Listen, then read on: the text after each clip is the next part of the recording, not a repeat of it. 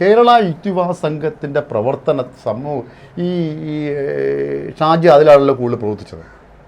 ഇപ്പോഴും സംഘടന എന്നുള്ള ഏറ്റവും വലിയ സംഘടന യുക്തിവാദ സംഘത്തിൽ കേരള യുക്തിവാദ സംഘം എന്നാണ് എൻ്റെ അഭിപ്രായം. ഈ കേരള യുക്തിവാദ ഞാൻ ആ കാലഘട്ടത്തിലുണ്ടായിട്ടുണ്ട്. കേരള യുക്തിവാദ സംഘത്തിൻ്റെ സാധാരണ ഒരു അന്നുണ്ട് സാധനമെന്ന് വെച്ചാൽ ഈ കമ്മ്യൂണിസ്റ്റ് പാർട്ടികളുടെ പോഷക സംഘടന എന്ന ഒരു ആക്ഷേപമുണ്ട്. അന്ന് ഉണ്ടായിരുന്ന ഒരു ആക്ഷേപമാണ്. രണ്ട്, അവരുടെ പ്രവർത്തനങ്ങൾ നമ്മുടെ സമൂഹത്തിലേക്ക് ഉണ്ടാക്കിയ മാറ്റങ്ങളെ എന്തൊക്കെ നമുക്ക് യുക്തിവാദ സംഘം എന്ന നിലയിൽ അവരുണ്ടാക്കിയ മാറ്റങ്ങളെ. കേരള യുക്തിവാദ സംഘം കേരളീയ സമൂഹത്തിൽ ഒട്ടേറെ മാറ്റങ്ങൾക്ക് ഇടയാക്കുന്ന പ്രവർത്തനങ്ങൾ, പ്രക്ഷോഭ പരിപാടികൾ, ആശയ പ്രചാരണം എന്നതിലുപരി ഒട്ടേറെ വിഷയങ്ങൾ കേന്ദ്രീകരിച്ചുകൊണ്ട് പ്രക്ഷോഭ പരിപാടികൾ ഏറ്റെടുത്തിട്ടുണ്ട്. ഇപ്പോൾ ഒന്ന് രണ്ട് ഉദാഹരണങ്ങൾ ചൂണ്ടിക്കാട്ടാൻ കഴിയും.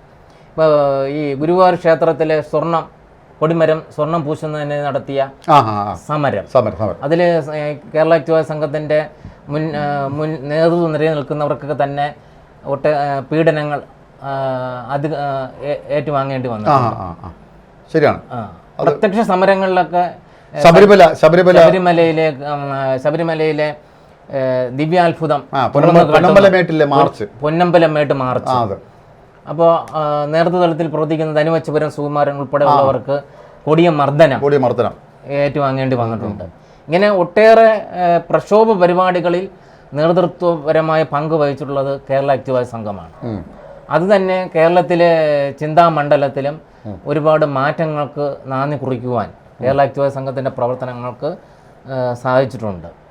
എന്നാൽ പുതിയ കാലഘട്ടത്തിൽ പുതിയ തലമുറയെ ആകർഷിക്കുവാൻ കഴിയുന്ന തരത്തിൽ സംഘടനാപരമായിട്ടുള്ള നവീകരണങ്ങൾക്ക്, പരിഷ്കരണ പ്രവർത്തനങ്ങൾക്ക് സംഘടനയ്ക്ക് ഉള്ളിൽ എത്രത്തോളം മാറ്റം വരുത്താൻ കഴിഞ്ഞിട്ടുണ്ട് എന്നുള്ള കാര്യം സംശയാസ്പദമായിട്ട് നോക്കിക്കാണുവാൻ കഴിയൂ.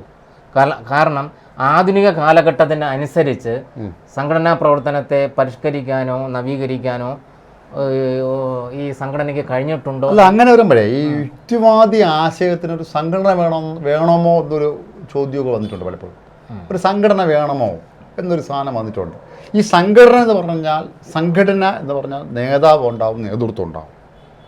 അപ്പം നേതാവും നേതൃത്വവും തീരുമാനിക്കുന്നത് അണികൾ അനുസരിക്കേണ്ടേ? അത് സ്വതന്ത്ര ചിന്തയ്ക്ക് പറ്റിയതാണോ? ഇത് മറ്റൊരു ഇപ്പോൾ തന്നെ ഈ സംഘടനയ്ക്ക് അമിതമായ പ്രാധാന്യം കൊടുക്കുമ്പോൾ സംഘടനാ പ്രശ്നങ്ങൾ ഉണ്ടാവുകയും അത് ചർച്ച ചെയ്യുന്നതിനും പരിഹരിക്കുന്നതിനും വേണ്ടി കൂടുതൽ സമയം ചെലവഴിക്കേണ്ടി വരും. അതാണ് കേരള യുക്തിവാദ സംഘം പോലുള്ള പ്രസ്ഥാനങ്ങൾ ഇപ്പോൾ അഭിമുഖീകരിക്കുന്ന ഒരു പ്രശ്നം. അതുകൊണ്ട് തന്നെ മറ്റൊട്ടേറെ കാര്യങ്ങൾ ഏറ്റെടുത്ത് പ്രചാരണ പ്രവർത്തനങ്ങൾ, പ്രക്ഷോഭ പരിപാടികൾ നടത്താൻ കഴിയാതെ വരുന്നൊരു സാഹചര്യം ഇങ്ങനെയുള്ള സംഘടനയ്ക്ക് അമിതമായ പ്രാധാന്യം കൊടുക്കുമ്പോൾ കഴിയാതെ വന്നിട്ടുണ്ട്. അത് സംഘടനയ്ക്ക് അങ്ങനെയാണ് ജബ്ബാർ മാഷ് അടക്കമുള്ളവർ സംഘടന വിട്ടുപോകാനുള്ള ഒരു സാഹചര്യമൊക്കെ സംഘടനയ്ക്കകത്ത് ഉണ്ടാവുകയും 2012 സ്വതന്ത്ര ലോകം എന്ന ഒരു പരിപാടിയോടുകൂടി തന്നെ യുക്തിവാദ രംഗത്ത് വിപ്ലവകരമായ മാറ്റമാണ് സ്വതന്ത്ര ലോകം പരിപാടി വഴിതെളിച്ചത്. അതായത് പരമ്പരാഗതമായ സംഘടനാ രൂപങ്ങൾ പുതിയ കാലഘട്ടത്തിൽ അനുകൂലമല്ല എന്നൊരു സാധനമാണ്. അതെ, പരമ്പരാഗതമായ സംഘടനാ രൂപങ്ങളിലേക്ക് ഒട്ടേറെ മാറ്റങ്ങൾ അനിവാര്യമാണ്. അമിതമായ പ്രാധാന്യം സംഘടനയ്ക്ക് കൊടുക്കും. സംഘടന ഉണ്ടെങ്കിൽ തന്നെയും അതിന് അമിതമായ പ്രാധാന്യം കൊടുക്കുമ്പോൾ സംഘടനാ പ്രശ്നങ്ങൾ ഉണ്ടാവുകയും സംഘടനാ പ്രശ്നങ്ങൾ പരിഹരിക്കുന്നതിന് വേണ്ടി ധാരാളം സമയം അതിനു വേണ്ടി ചെലവഴിക്കുകയും ചെയ്യേണ്ടി വരുന്നുണ്ട്. അപ്പോൾ നമുക്ക് അതുകൊണ്ട് തന്നെ പുതിയ തലമുറയെ ആകർഷിക്കുന്ന തരത്തിലുള്ള പരിപാടികൾ ആസൂത്രണം ചെയ്ത് നടപ്പിലാക്കുവാൻ കഴിയാതെ വരുന്നുണ്ട്. ഇപ്പോൾ കേരളത്തിൽ ഈ 2011 ശേഷം ഈ വലതുപക്ഷ നാസ്തികത വളരെ ശക്തമായി തീർന്നിട്ടുണ്ട്. അപ്പോൾ അതിനെ വിമർശിക്കുന്നവരെയൊക്കെ അവർ കമ്മികൾ എന്ന ആക്ഷേപമാണ് ഉയർന്നു വരുന്നത്. ഈ കാര്യത്തിൽ ഈ വലതുപക്ഷ നാസ്തികത ഉയർത്തുന്ന ഇത്തരം വിമർശനങ്ങളെ എങ്ങനെയാണ് നമുക്ക് നോക്കിക്കാണാൻ കഴിയും? അല്ല, ഇത് 2011 കാലഘട്ടമല്ല, 2018-19 കഴിഞ്ഞു. ഏകദേശം 2016 ഈ വലതുപക്ഷ നാസ്തികത തുടക്കം കുറിക്കുന്നത് ഇപ്പോൾ രവീന്ദ്രൻ സിയെ പോലുള്ള സജീവമാകുന്നത് 2011. അതെ, രവീന്ദ്രൻ സി ഒക്കെ വരുന്നത് 2010-12 കാലഘട്ടത്തിലാണ്. ആ കാലഘട്ടത്തിൽ പുള്ളി വലതുപക്ഷ നാസ്തികത ആയിരുന്നില്ല എന്ന് മനസ്സിലാക്കാൻ പറ്റും. പുള്ളി ആ കാലഘട്ടത്തിലൊക്കെ വളരെ വളരെ ഊർജ്ജസ്വലമായി നല്ല പ്രഭാഷണങ്ങൾ നടത്തുന്ന ഒരു വ്യക്തി ആയിരുന്നു. പുള്ളിയുടെ പ്രഭാഷണങ്ങൾ ഒത്തിരി ആൾക്കാർ ചെറുപ്പക്കാരെ ആകർഷിച്ചിട്ടുണ്ട്. അതായത് ഈ പറയാൻ പോലെ പാരമ്പര്യപരമായി നിൽക്കുന്ന പരമ്പരാഗത രീതി ഉണ്ടല്ലോ, അതായത് നമ്മൾ ഈ മതത്തെ മാത്രം വിമർശിച്ച് യുക്തിവാദം നടത്തിയിരുന്ന കാലഘട്ടത്തിൽ നിന്നും അവിടെ ഇടമറുകിൻ്റെയൊക്കെ കുറേ പുസ്തകങ്ങൾ ഈ വ്യത്യസ്തമായി ഉണ്ടായിരുന്നത്. പ്രത്യേകിച്ചത് ഇന്ത്യൻ എത്തിസ്റ്റ് പബ്ലിഷ് ഇറക്കിയ ഈ സയൻസിനെ ബേസ് ചെയ്തിട്ടുള്ള കുറേ പുസ്തകങ്ങളുണ്ട്. ഈ കപട വൈദ്യങ്ങളെക്കുറിച്ചുള്ള ഹോമിയോപ്പതിയെ വിമർശിച്ചുകൊണ്ടുള്ളതും ഈ ആയുർവേദ വിമർശിച്ചുള്ള പുസ്തകങ്ങൾ ആ കാലഘട്ടം ഞങ്ങളിങ്ങനെ വായിച്ചിങ്ങനെ വച്ചിരിക്കുന്നത്. ഉറപ്പില്ല, നമുക്കൊന്നും അത് ഉറപ്പില്ല. അല്ല, ഇതിനിടയ്ക്ക് ഞാൻ ഒരു കാര്യം പറയാം. ഇപ്പോൾ ഈ കേരള യുക്തിവാദി സംഘവും കേരളത്തിലെ മറ്റ് യുക്തിവാദ ഗ്രൂപ്പുകളും 2011 വരെ ജാതി, മതം, ദൈവം തുടങ്ങിയ വിഷയങ്ങളെ കേന്ദ്രീകരിച്ചാണ് പ്രവർത്തിച്ചിരുന്നതെങ്കിൽ രവിചന്ദ്രൻ സിയുടെ വരവോടുകൂടി സെക്കുലർ അന്ധവിശ്വാസങ്ങൾക്കെതിരായ അതാണ് രവീന്ദ്രൻ സിയുടെ കാര്യമല്ല. 2010 ഇന്റർനെറ്റ് സജീവമാകുമ്പോൾ ഈ സാധനങ്ങളെല്ലാം ചർച്ച ചെയ്യപ്പെടും, വളരെയധികം ചർച്ച ചെയ്യപ്പെടും പല ആൾക്കാരും. അപ്പോൾ ആ സമയത്താണ് രവീന്ദ്രൻ സിയുടെ പുസ്തകം ആ കാലത്ത് വരുന്നത്, ഈ നാസ്തികനായ ദൈവം. അതൊരു പുതിയ വെർഷനിലുള്ള വായനയ്ക്ക് ഇടമായിട്ടുണ്ട്. പ്രത്യേകിച്ച് ഓക്കൻസിനെ കേരളീയ സമൂഹത്തിൽ പരിചയപ്പെടാനുള്ള ഇടമായിട്ടുണ്ട്.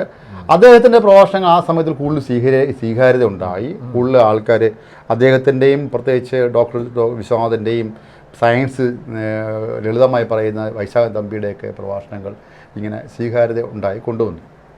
പക്ഷേ എനിക്ക് തോന്നുന്നു ഈ വലതുപക്ഷ നാസ്തികത ഇന്ന് ചർച്ച ചെയ്യപ്പെടുന്നത് 2017-18 ശേഷമാണെന്ന് തോന്നുന്നു. അതായത് 2014 നരേന്ദ്രമോദി അധികാരത്തിൽ വരുന്നു, അല്ലേ? നരേന്ദ്രമോദി അധികാരത്തിൽ വരുന്നു. പക്ഷേ എനിക്ക് തോന്നുന്നു 2019 രണ്ടാമത് അധികാരത്തിൽ പറഞ്ഞത്.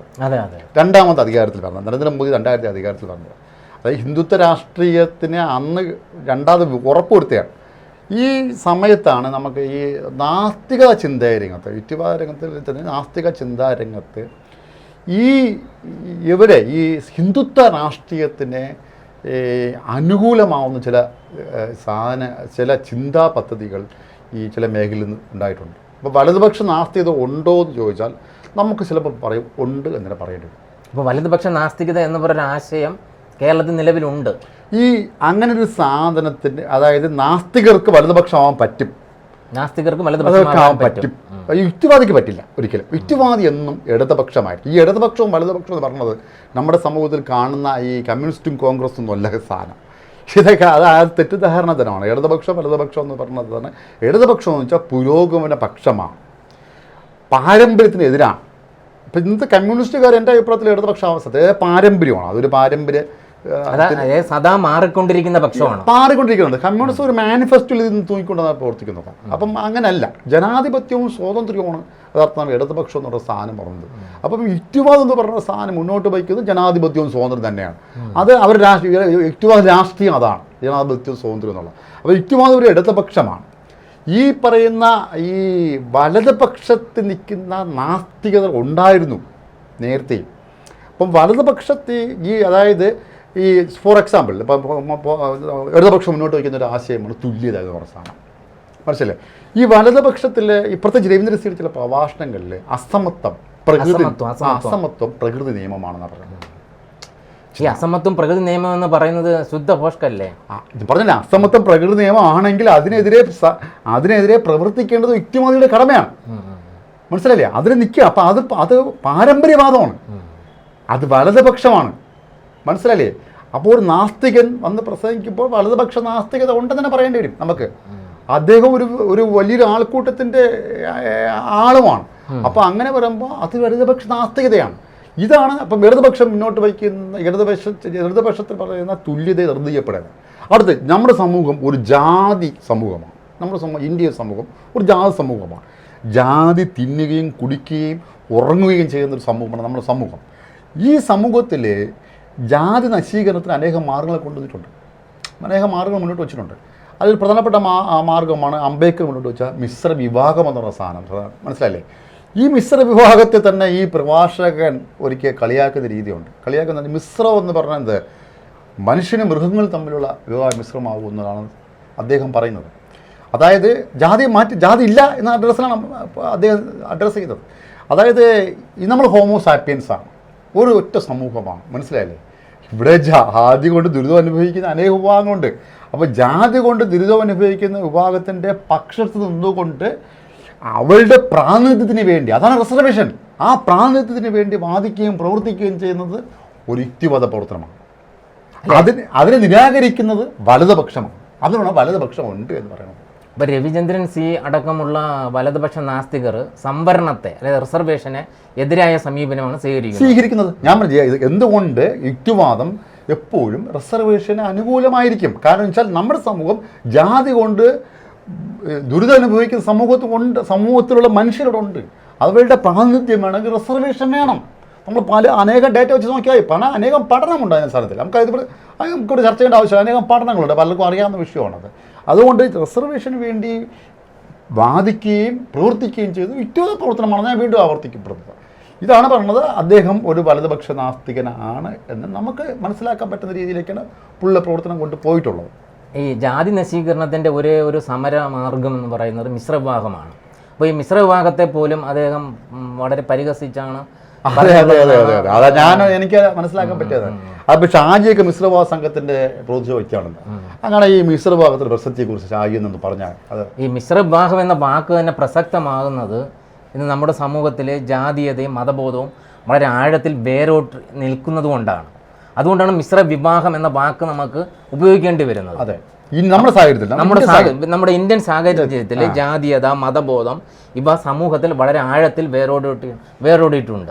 അതുകൊണ്ടാണ് മിശ്രവിവാഹം എന്ന വാക്ക് ഉപയോഗിക്കേണ്ടി വരുന്നത്. അപ്പോൾ അംബേദ്കർ തന്നെ പറഞ്ഞിട്ടുള്ളത് ജാതി നശീകരണത്തിൻ്റെ ശക്തമായ ഒരു ആയുധം എന്ന് പറയുന്നത് മിശ്രവിവാഹമാണ്.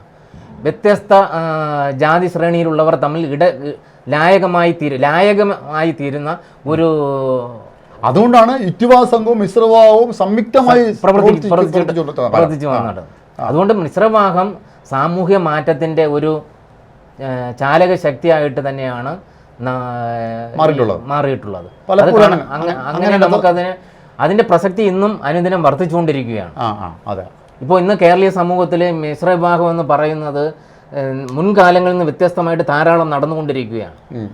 ഇപ്പോൾ സെക്കുലർ മാട്രിമോണിയെ പോലെയുള്ള സോഷ്യൽ മീഡിയ പ്ലാറ്റ്ഫോമുകൾ വന്നതോടുകൂടി മിശ്രവിവാഹം ധാരാളം നടക്കുന്നുണ്ട്. ഇത് ഒരു ശുഭസൂചകമായ അതാണ് പറഞ്ഞത്. ഈ മിശ്രവിവാഹത്തെ ഇങ്ങനെ കളിയാക്കുന്ന രീതിയിലുള്ള പ്രഭാഷണങ്ങൾ, അതായത് മിശ്രവിവാഹം എന്ന് പറഞ്ഞത് ഹോമോ സാപ്പിയൻസിന് അതായത് ബയോളജി സയൻസ് വെച്ചാൽ പറഞ്ഞത് കേട്ടോ. ബയോളജി സയൻസ് വെച്ച് പറയുമ്പോൾ അത് ശരിയായിരിക്കാം. ഇപ്പം നാച്ചുറൽ സയൻസ് വെച്ച് പറയുമ്പോൾ ഇത് ശരിയായിരിക്കാം പറയുന്നത്. പക്ഷെ സാമൂഹ്യ ശാസ്ത്രം അങ്ങനെ അല്ലല്ലോ പറയുന്നത്. നമ്മുടെ സമൂഹം അങ്ങനെ അല്ലല്ലോ പറയുന്നത്. അപ്പോൾ ഇത് അങ്ങനെ ഈ മിശ്രവിവാഹത്തെ സാമൂഹ്യ ശാസ്ത്രം വെച്ച് നോക്കുമ്പോൾ ശരിയാകുന്ന രീതിയെ പോലും വിമർശിക്കപ്പെടുന്നത് വലതുപക്ഷമാണെന്ന് നമുക്ക് വലതുപക്ഷമാണെന്ന്. മറ്റൊരു കാര്യം കൂടെ എനിക്ക് ചൂണ്ടിക്കാണിക്കാനുള്ളത്, ഈ ആദ്യകാല യുക്തിവാദി പ്രസ്ഥാനങ്ങളെല്ലാം തന്നെ ആശയപ്രചരണത്തോടൊപ്പം തന്നെ സാമൂഹിക പ്രക്ഷോഭ പരിപാടികളും ഏറ്റെടുത്തിരുന്നു. അപ്പോൾ ഇത് രണ്ടും സമപൂരകമായിട്ടല്ലേ പോകേണ്ടത്. അല്ലാതെ ഈ പ്രഭാഷണ പരിപാടികൾ കൂടി മാത്രം സാമൂഹ്യമായ അല്ല. അത് പ്രഭാഷണ പരിപാടി നമ്മളെ ബോധവൽക്കരണ രീതിയാണ്, ബോധം ഉണ്ടാക്കുക തന്നെ. എന്നാലും ഈ സാമൂഹ്യ മാറ്റത്തിന് അതെ പ്രവർത്തനം, അതാണ് സഹോദരൻ അയ്യപ്പനൊക്കെ മുന്നോട്ട് വെച്ച വിഷയം. അതാണ്, അതായത് ഒരു സമൂഹത്തിൽ മാറ്റം വരുന്നെങ്കിൽ പ്രവർത്തനത്തിലൂടെ മാത്രമേ. അതാണ് പറഞ്ഞത്, പ്രഭാഷണങ്ങൾ മാത്രം പോരാ, പ്രവർത്തനങ്ങളിലൂടെ മാത്രമേ സമൂഹത്തിൽ മാറ്റം കൊണ്ടുവന്നിട്ടുള്ളൂ നമുക്ക് മനസ്സിലാക്കാൻ പറ്റും. അങ്ങനെയാണ് ഈ സഹോദരൻ അയ്യപ്പൻ്റെയൊക്കെ ആ പ്രവർത്തന മേഖല നമുക്ക് പരിശോധിച്ച് നോക്കാൻ അറിയാൻ പറ്റും. ഇപ്പോൾ ഇടമറുഗ് ഒരു സമ്പന്ന കുടുംബത്തിൽ ജനിച്ച ഒരു വ്യക്തിയാണ്. ഭയങ്കരപ്പെട്ട അറിവുള്ള യുക്തി ബോധം ഉപയോഗിച്ച് അറിവ് സമ്പാദിച്ച വ്യക്തിയാണ്. അയാൾ 19 വയസ്സിൽ തന്നെ ഈ പള്ളിയുടെ അധ്യാപകനായിരുന്നു അദ്ദേഹത്തിന് സ്വതന്ത്രമായ ചിന്ത അനുസരിച്ച് വിട്ടുപോയ വ്യക്തി ആ സമ്പത്ത് ഉപേക്ഷിച്ച് ഇതിലേക്ക് ഇറങ്ങി തിരിച്ചാണ്. മനസ്സിലായില്ലേ? ആ ഒരു സ്ത്രീയുമായി ഒരു മിശ്രവിവാഹം കഴിക്കുകയും വീട്ടിൽ നിന്ന് പുറത്താക്കുകയും ചെയ്ത് അദ്ദേഹത്തിന് ആത്മകഥാ സാരത്തിൽ അതെല്ലാം പറയുന്നുണ്ട് ഈ സാധനം. അത്ര കഷ്ടം, സമ്പത്തെല്ലാം വിധിച്ചാണ് പോയിട്ടുള്ളത്. ഈ പറഞ്ഞ വ്യക്തികളൊന്നും അങ്ങനെ ആയിട്ടില്ല. മനസ്സിലായി? നമുക്ക് അപ്പോൾ അവരാണ് ഇവരെ കളിയാക്കുന്ന രീതിയിലേക്ക്, പാരമ്പര്യ യുക്തിവാദി കളിയാക്കുന്ന രീതിയിലേക്ക് സാധനം വരണത്. അങ്ങനൊരു അത്ര സമരോത്സവ ജീവിതം നയിച്ചവരാണ് ഈ കക്ഷികൾ എന്നൊരു യാഥാർത്ഥ്യമാണ്. മനസ്സിലായി? ആ കാലഘട്ടത്തിൽ ആ രീതിയിലാണ് അവർ ജീവിച്ചിരുന്നത്. മറ്റൊരു കാര്യം എന്ന് പറഞ്ഞാൽ, ഈ ഇപ്പോൾ മതപ്രത്യയ ശാസ്ത്രത്തെ പിന്തുടരുന്നവരാണ് സംഘികൾ. പിന്നെ പ്രത്യയശാസ്ത്രത്തെ അടിസ്ഥാനമാക്കി പ്രവർത്തിക്കുന്ന പ്രസ്ഥാനങ്ങൾ കമ്മ്യൂണിസ്റ്റ് പ്രസ്ഥാനം, അനേക പ്രസ്ഥാനമുണ്ട്, കമ്മ്യൂണിസ്റ്റ് പ്രസ്ഥാനങ്ങളൊക്കെ.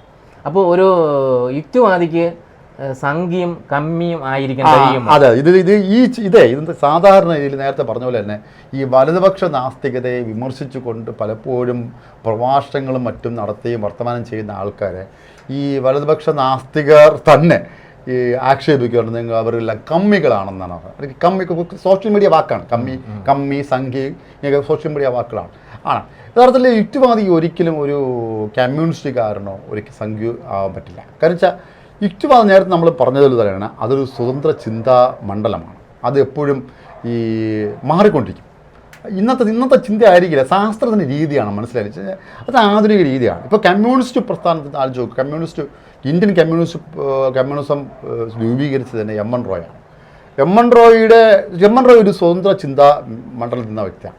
അദ്ദേഹത്തിൻ്റെ സ്വതന്ത്ര ചിന്തയിൽ നിന്ന് രൂപപ്പെട്ടതാണ് കമ്മ്യൂണിസം, കാലഘട്ടപ്പെട്ടതാണെന്നും അത് ഉപേക്ഷിച്ച് അത് റാഡിക്കൽ ഹ്യൂമനിസത്തിലേക്ക് പുള്ളി പോയ ഒരു കാലഘട്ടമുണ്ട്. അത് പരിവർത്തനമാണ്. അനേകം ആൾക്കാർ അതിലേക്ക് ആ കാലഘട്ടത്തിൽ കമ്മ്യൂണിസ്റ്റ് എന്ന് പറയുന്നത് ഒരു ഇടതുപക്ഷം തന്നെയായിരുന്നു. അന്നത്തെ കാലഘട്ടത്തിൽ ഇടതുപക്ഷം തന്നെയായിരുന്നു. പക്ഷേ ഈ കാലഘട്ടം മാറിയപ്പം ആ രീതിയിൽ ഈ പ്രത്യയശാസ്ത്ര രീതിക്ക് മാറ്റാൻ പറ്റില്ല. എഴുതി വെച്ചിരിക്കില്ല, ബൈബിൾ പോലെ എഴുതി വെച്ചിരിക്കുന്ന രീതിയിലേക്കുമ്പോൾ അതിൽ അവർക്ക് മാറാൻ പറ്റുന്നില്ല. പക്ഷേ ഇന്ത്യൻ സിസ്റ്റത്തിലൊക്കെ അവർ ഇതൊക്കെ മാറ്റി അവർ ജനാധിപത്യ രീതിയിലേക്ക് സ്വീകരിച്ചിട്ടുണ്ട്. അത് വേറെ കാര്യങ്ങൾ പറ്റും. ക്ലാസിക്കൽ കമ്മ്യൂണിസം ഇല്ല. അതെ, അത് അത് അവർ ഒരു കമ്മ്യൂണിസ്റ്റ് പാർട്ടിയിൽ വേണമെങ്കിൽ ഇന്ത്യൻ കമ്മ്യൂണിസ്റ്റ് പാർട്ടിയിലേക്ക് അംഗമായി പ്രവർത്തിക്കാൻ യുക്തിവാദിക്കായിരിക്കും. കാരണം വെച്ചാൽ കമ്മ്യൂണിസം അവരെ പലതും ഉപേക്ഷിച്ച വ്യക്തിയുണ്ട്. സംഘപരിവാറിൻ്റെ രീതി അതാണ്. സംഘപരിവാർ ഇതിൻ്റെ രാഷ്ട്രീയം എന്ന് പറയുന്നത് പ്രത്യയശാസ്ത്രമാണ്. അതായത് ഹിന്ദുത്വ പ്രത്യയശാസ്ത്രമാണ് അവർ മുന്നോട്ട് വയ്ക്കുന്നത്. ഇതിൽ നേരത്തെ പറഞ്ഞല്ലോ, കമ്മ്യൂണിസ്റ്റുകാരിൽ നാസ്തികർക്ക് പ്രവർത്തിക്കാൻ പറ്റും, സംഘപരിവാറിൽ നാസ്തികർക്ക് പ്രവർത്തിക്കാൻ പറ്റും. അതുകൊണ്ട് ഈ സംഘപരിവാറിൻ്റെ പ്രത്യയശാസ്ത്രവും ഒരിക്കലും യുക്തിവാദിക്ക് പ്രവർത്തിക്കാൻ പറ്റില്ല. ഇപ്പം ചില ആൾക്കാർ നിങ്ങൾ യുക്തിവാദികൾ സംഘപരിവാറിന് കഞ്ഞി വയ്ക്കുന്നു എന്ന് പറഞ്ഞൊക്കെ ആക്ഷേപിക്കും. അല്ല, ഒരു യുക്തിവാദിക്ക് സംഖ്യയാകാൻ കഴിയില്ല. ഒരു സംഖ്യക്ക് നാസ്തികനാകാൻ കഴിയും. നാസ്തികന് സംഖ്യയാവാനും പറ്റും. അതാണ് എൻ്റെ ഒരു മനസ്സിലായില്ലേ? ഇതാണ് സവർക്കർ ഒരു നാസ്തികനായിരുന്നു. അങ്ങനെയാണ് അതിൻ്റെ രീതി. അങ്ങനെ സംഘപരിവാറിനകത്ത് ഈ സവർക്കർ ജാതിക്കെതിരായിരുന്നു. ഇപ്പം ഈ സംഘപരിവാറിൻ്റെ നമുക്ക് പ്രത്യയശാസ്ത്രങ്ങൾ എടുത്ത് പരിശോധിക്കുകയാണെങ്കിൽ ദയാനന്ദ സരസ്വതി ആര്യ സമാജം സ്ഥാപിച്ച ദയാനന്ദ സരസ്വതി ജാതിക്കെതിരായിരുന്നു. പക്ഷേ മതമെന്ന് പറയുന്നത് പശു മുസ്ലിം അല്ല, ഈ മുസ്ലിം എന്ന് പറഞ്ഞാൽ അയാൾക്ക് ഹറാമായിരുന്നു. മനസ്സിലായില്ലേ? അതുപോലെ ഈ അപ്പുറത്ത് ശത്രുവിനെ സൃഷ്ടിക്കുന്ന പ്രത്യയശാസ്ത്രങ്ങൾ ഉണ്ട്. മനസ്സിലായി? സംഘപരിവാറിനെ സംബന്ധിച്ചുള്ള അപ്പുറത്ത് ഈ മുസ്ലിം എന്ന് പറഞ്ഞ ഒരു വിഭാഗം ശത്രുപക്ഷത്തിലാണെന്നുള്ള സാധനം ഉണ്ട്. അപ്പം ആ രീതിയിലാണ് അത് ചട്ടച്ചിട്ടിരിക്കുന്നത്. അപ്പോൾ ഒരു യുക്തിവാദിക്ക് ഒരിക്കലും ഈ രണ്ട് മേഖലയിലും കമ്മ്യൂണിസം എന്ന് പറഞ്ഞോ സംഘപരിവാറിലോ ഇങ്ങനെയുള്ള പ്രത്യയശാസ്ത്രങ്ങളിലൊന്നും സഞ്ചരിക്കാൻ പറ്റില്ല, പോകാനും പറ്റില്ലെന്നാണ് നമ്മുടെ നിരീക്ഷണങ്ങളോട് നമുക്ക് മനസ്സിലാക്കാൻ കഴിയുന്നത്. അതാണ് അതിൻ്റെ രീതി.